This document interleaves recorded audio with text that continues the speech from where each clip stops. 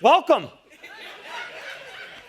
Guys, it's always good to see you. We start every week by welcoming our Kenosha campus and our Racine campus. So if you're hanging out with us at either of our physical locations, we want to welcome you. Our online campus, we have a faithful and growing group of people, not just in Southeast Wisconsin, but in different parts of the country who join in every single week. And then the people in the room with me, we welcome you. So we got to jump right in before we do that. We're not going to jump right in, I guess, because before we do that, I want to let everybody know that several weeks from now, we are actually holding in-person Christmas Eve services this year. December 23rd, December 24th, we're going to offer 6 different options. If you've been around Great Lakes, you know that almost every year we do Christmas Eve services in Racine only, and we're going to still offer that at Racine campus. You don't have to register. You don't have to reserve a seat. We have plenty of space. It's cleaner than any emergency room.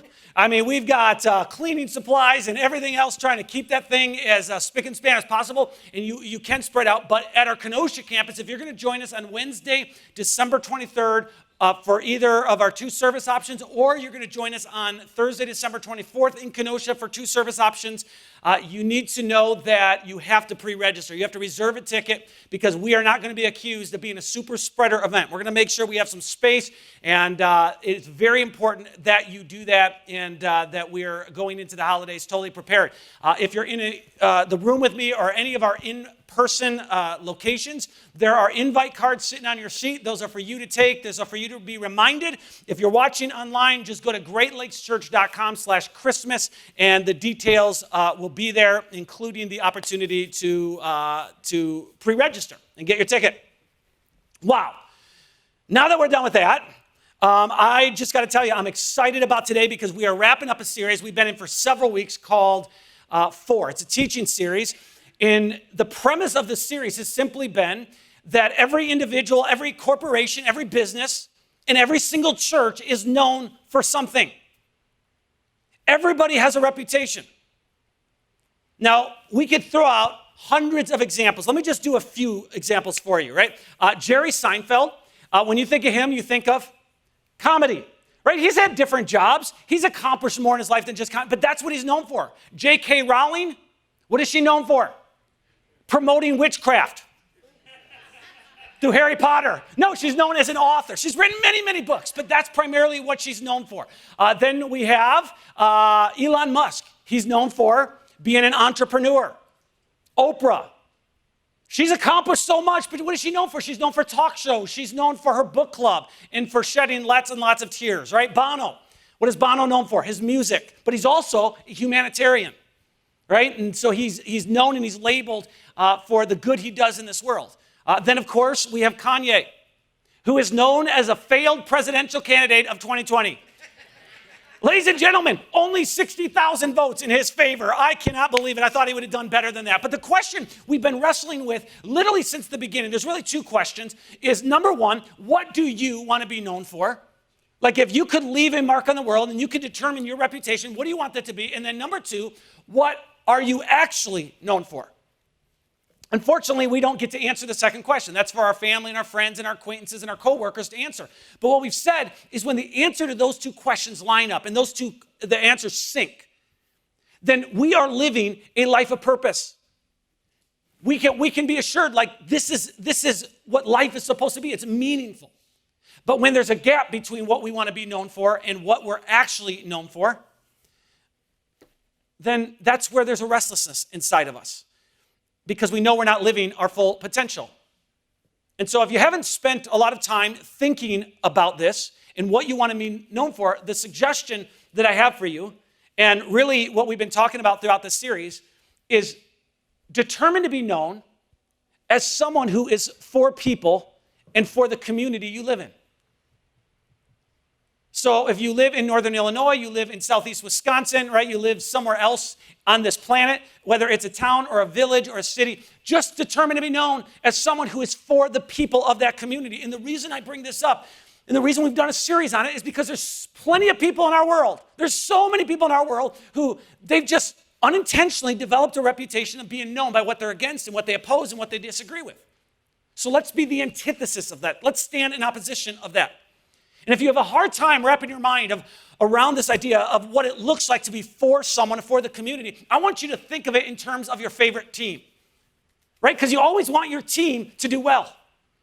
And you want to cheer on your team, and you want them to succeed, and you want them to win.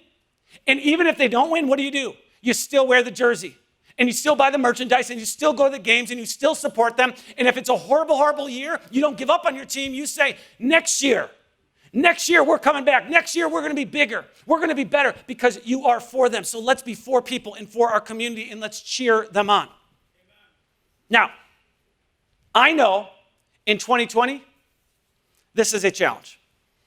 It's a challenge to cheer on our communities. It's a challenge to stay hopeful for our neighborhoods, because every single day we are bombarded with negativity.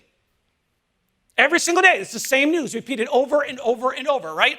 Hurricanes, flooding, earthquakes, fires, shootings, riots, scandals, pandemic, death, shutdown, lawsuits, job loss, economic disaster, over and over and over. So if you're asked, like, what word would you use to describe the climate that we're living in? There's going to be people who say, well, it's a very violent climate, a very polarized climate.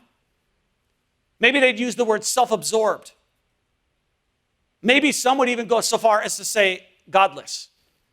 And so the big question that I want to wrestle with today is this question: how do I stand strong in the current culture? How do I hold on to my faith? How do I remain focused on being for people? And I've got to tell you, there's only a couple times a year where I wish I could just email blast everybody, call everybody, and say, if there is a talk that I want you to hear, this would be one of them.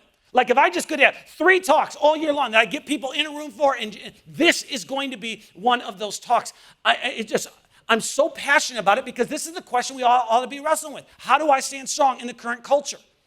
And it's an especially important question because if you are a follower of Jesus, if you try to align your life to the teachings of Jesus, inevitably at some point, you're going to be labeled as backwards or intolerant or uninformed.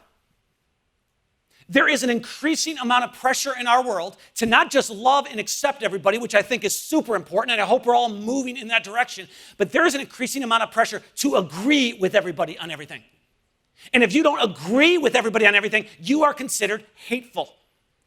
And so today we're going to talk about that tension. And we're going to focus on one of the most famous individuals that we come across in all of the ancient scriptures, a guy by the name of Daniel.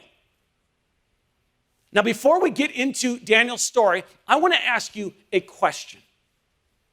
And for some, it's going to surface, the answer to this question is going to surface some really negative emotions for you. When you think about your life and all the different days that you've lived, what is the worst day of your life? That day that if you could get into a time machine and go back and erase, that day that you wish just never happened, what day would that be? Now, for me, there's not even a close second. For me, it was April 14th, 2008. That was the day that my brother Rick was killed in Iraq. That was the day my mom called me. I was living in Seattle, and I still remember the emotions, and I remember hanging up in the middle of the conversation. I just couldn't take it. That was it for me. And so for you, maybe it was the day you lost someone. Maybe it was the day you felt betrayed. Maybe it was the day that you learned your husband or wife was leaving you. Whatever that day was for you, whatever emotions surface, that is the starting point of this story. The time period is 605 BC. Daniel, the guy we're going to focus in on, he was living in Jerusalem. This is where he went to school. This is where he had his friends. And at the time of the story, Daniel is a teenager. He might even be 10 or 11 years old. He's just a young kid. And he does what teenagers do, right? He spends his days playing sports, going to school, looking at his phone, playing video games, ignoring his parents, pretending he doesn't hear. He's a typical teenager.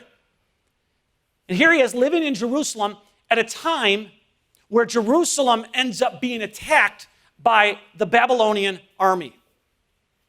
And so when Babylon, which is this big bad wolf, right, a powerful army comes in, they destroy so much of the city of Jerusalem. And what they do is they take Daniel and other young men back to Babylon, which was 700 miles away, where they ended up living in exile. So here's Daniel and his friends. And Babylon, by the way, is located in modern-day Iraq. It's a fascinating city because there's so many ancient ruins that if you were to visit southern Iraq, you could actually see a lot of these locations even to this day. But 2,600 years ago, Babylon was a powerhouse. They were also the personification of evil. Babylon was corrupt to the core. It was the largest and most powerful nation on planet Earth. It was a superpower with a strong military and a strong economy. But everything from politics to entertainment to education was absolutely corrupt. It was ungodly and it was unhealthy, so much so that all throughout the ancient scriptures, Babylon is a metaphor for all things evil. Just a horrible, horrible city. Now, Babylon was led by a guy named Nebuchadnezzar. Nebuchadnezzar's biggest goal was to dominate the world. He wanted to be large and in charge. Just as a little side note, scholars kind of argue about this, but we think that he was the distant relative of Jason Momoa. I'm just going to put it out there for you, all right? That's so dumb. Every so often, just want to make sure you're paying attention, right? And so I know there's a lot of details coming at you. Let's review the details. Here we go. In 605 BC, Daniel is living in the city of Jerusalem. He's a teenager. He's attacked. Jerusalem is attacked by the Babylonian army. And so Daniel and his friends, many of them, we're going to focus on Daniel and 3 of his friends, but many of Daniel's friends and fellow Jews became prisoners of war.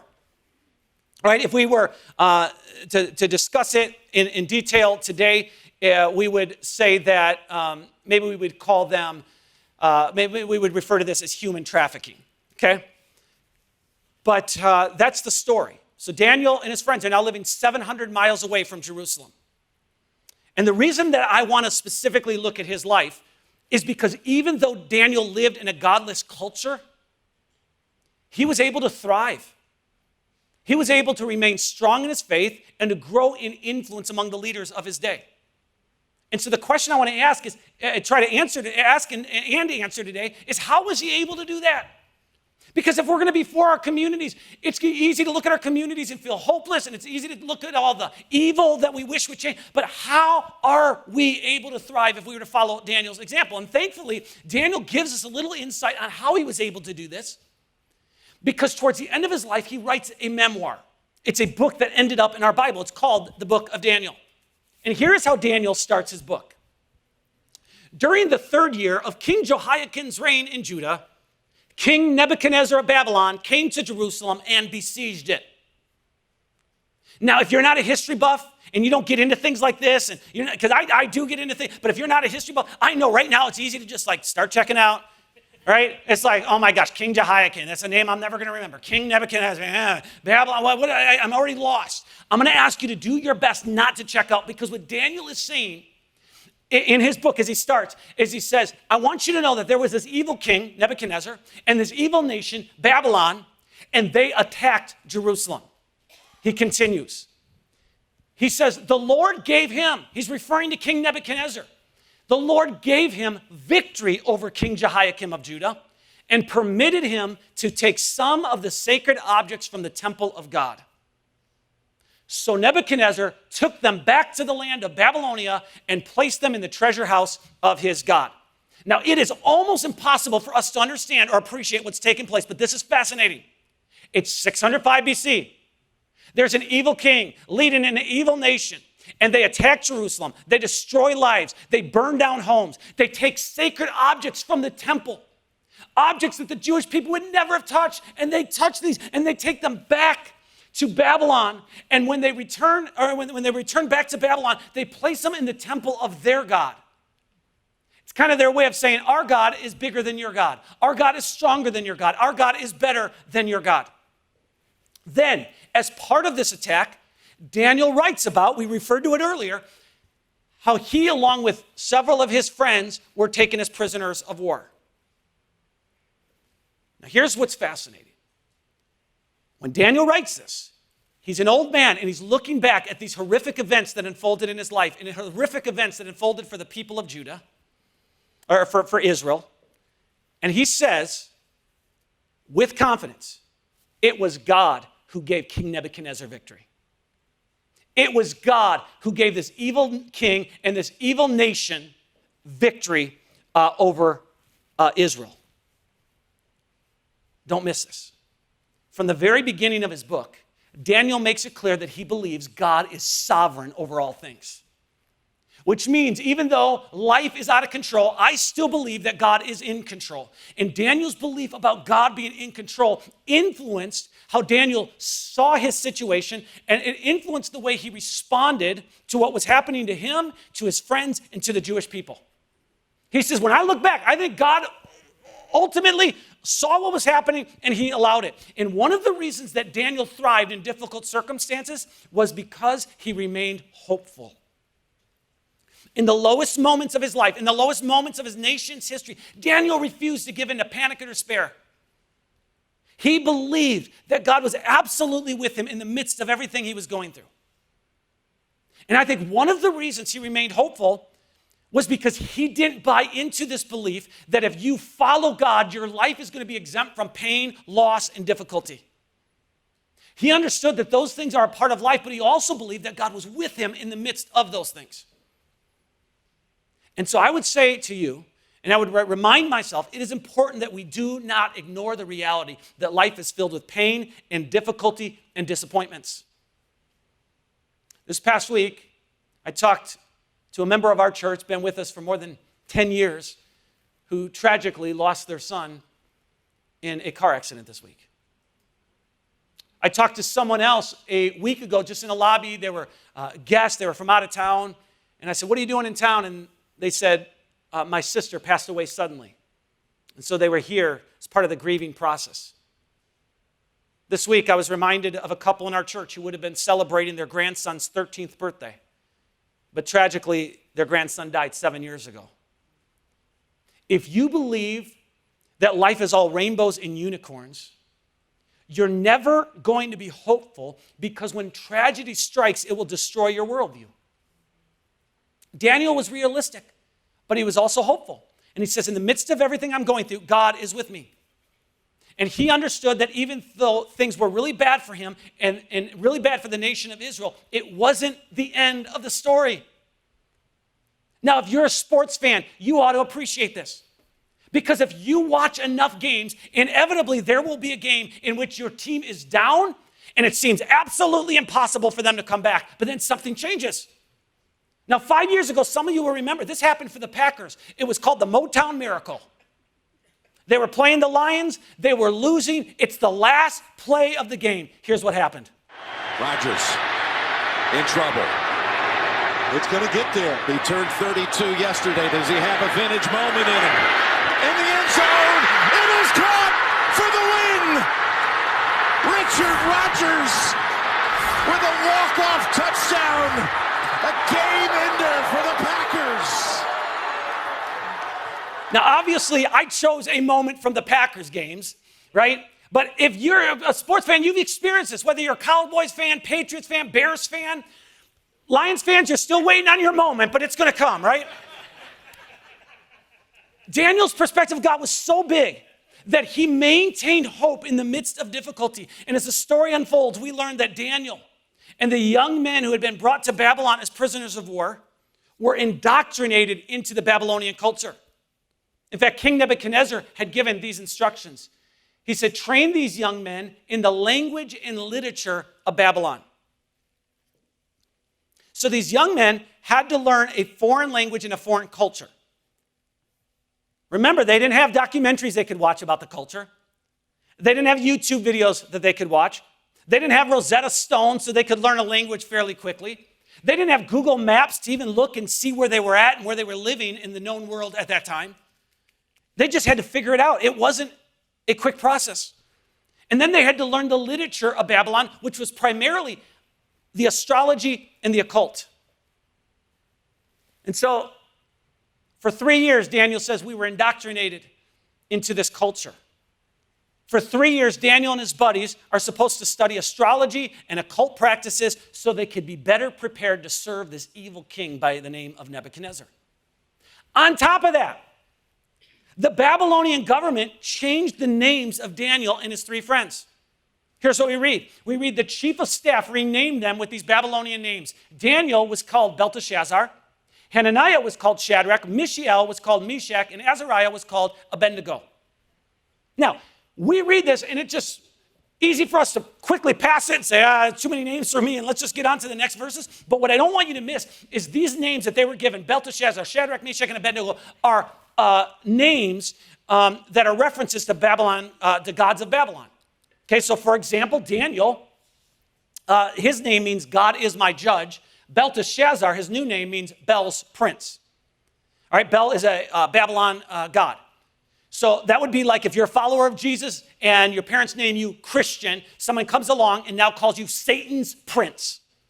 That's a big deal. So these name changes are a big deal.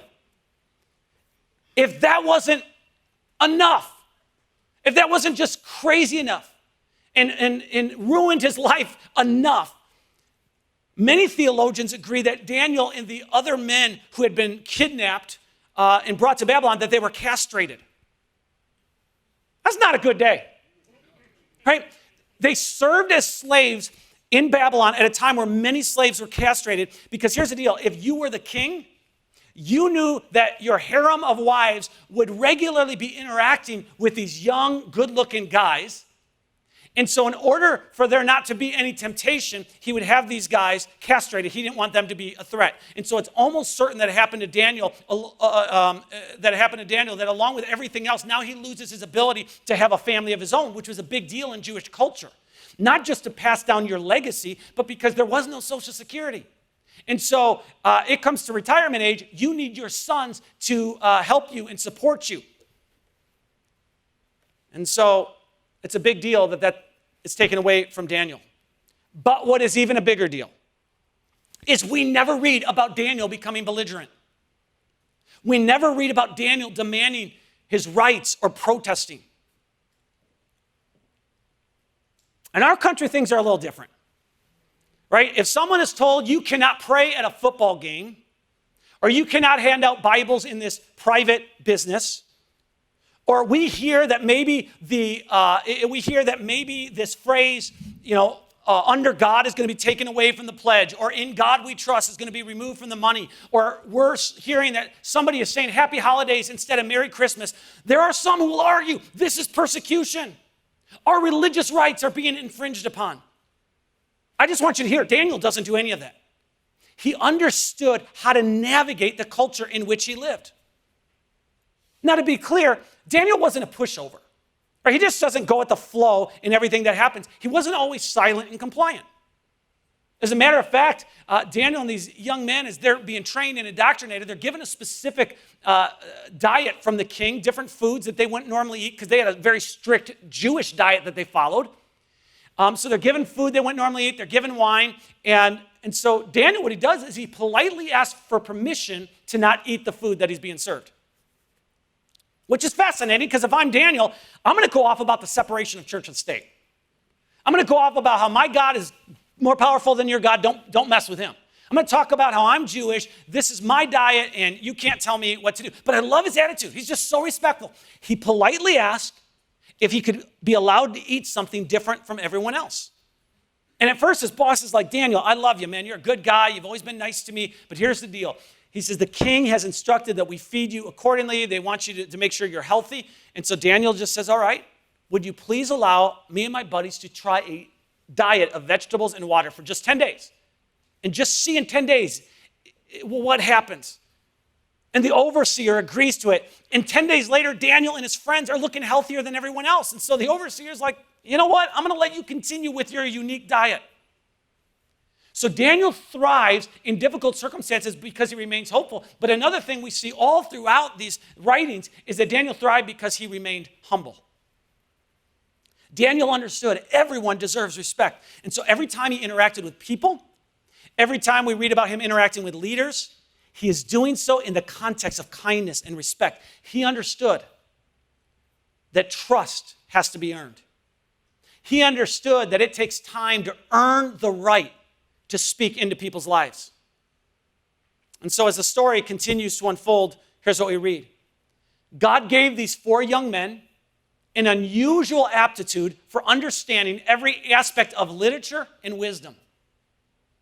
Whenever the king consulted them in any manner requiring wisdom and balanced judgment, he found them 10 times more capable than any of the magicians and enchanters in the entire kingdom. So God gives them wisdom, and it gives them understanding, and then as they apply themselves, it gets to the point where they graduate as valedictorians of their class. Not just valedictorians, they're 10 times smarter, 10 times wiser, 10 times more influential than the valedictorians who had been there before them, which is impressive.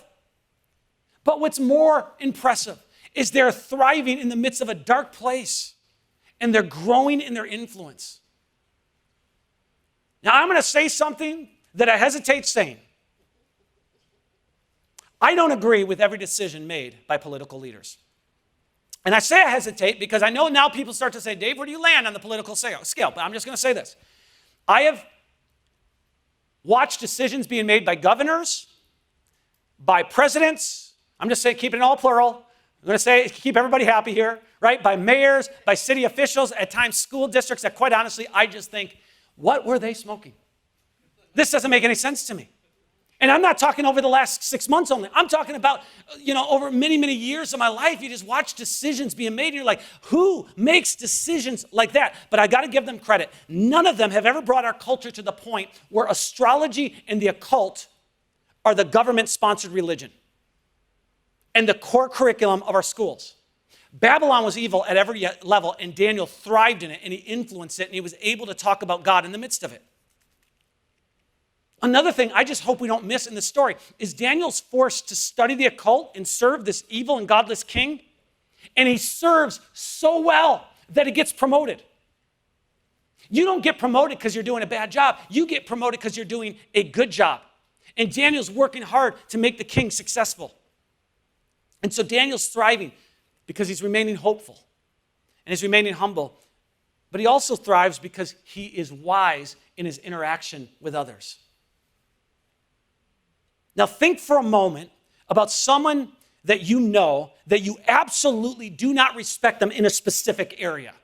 So I like them, I just don't respect the way they do marriage, or the way they parent, or the way they do finances, or the way they do business, whatever it is.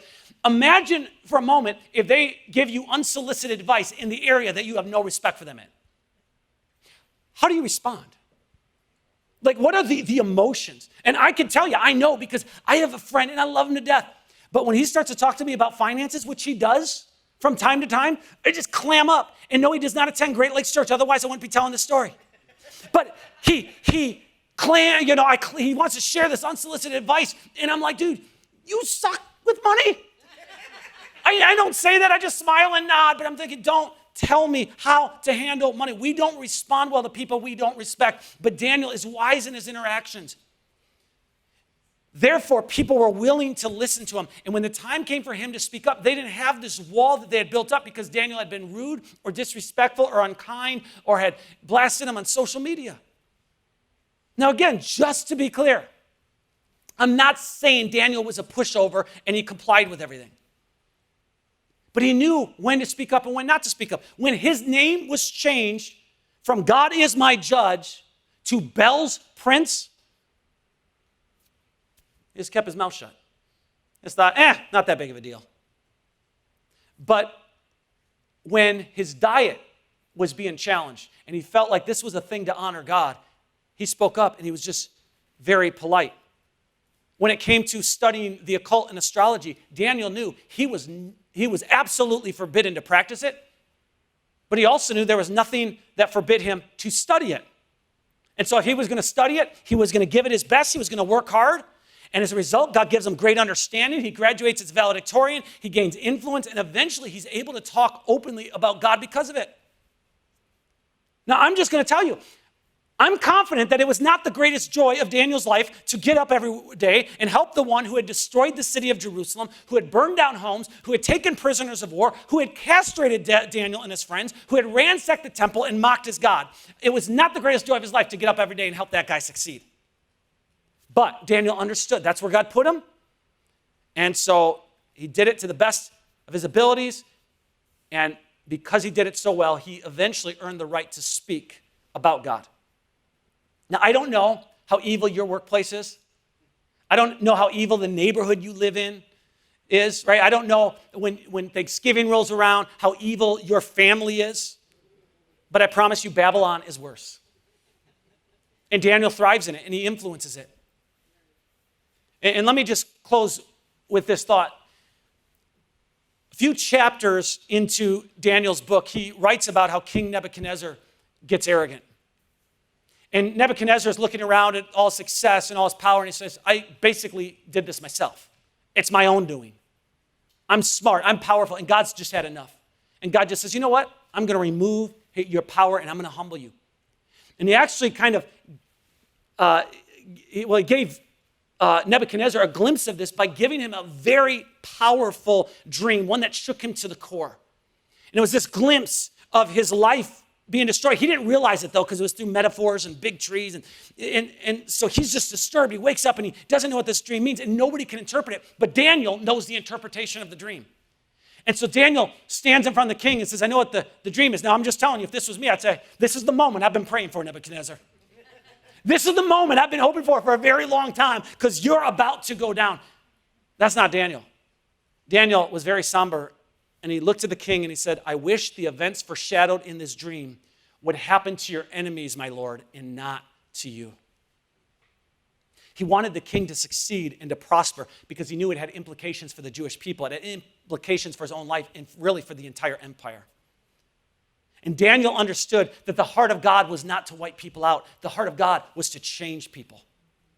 If we want to be for people, if we want to be for our communities, if we want to be for our neighbors, if we want to be for our world, if we want to earn the right to influence others, we must embrace and understand that God is not out to destroy everybody. He's out to change people. And eventually, Nebuchadnezzar was won over. But I just want you to know, it didn't happen through despair. It didn't happen through arrogance. It didn't happen through Daniel getting in his face and yelling at him and preaching at him. It happened through hope and through humility and through wisdom. So let me ask you, what does that look like in today's world? What does that look like in social media? What does that look like in your interactions with your neighbors? What does that look like in the way we talk about community leaders?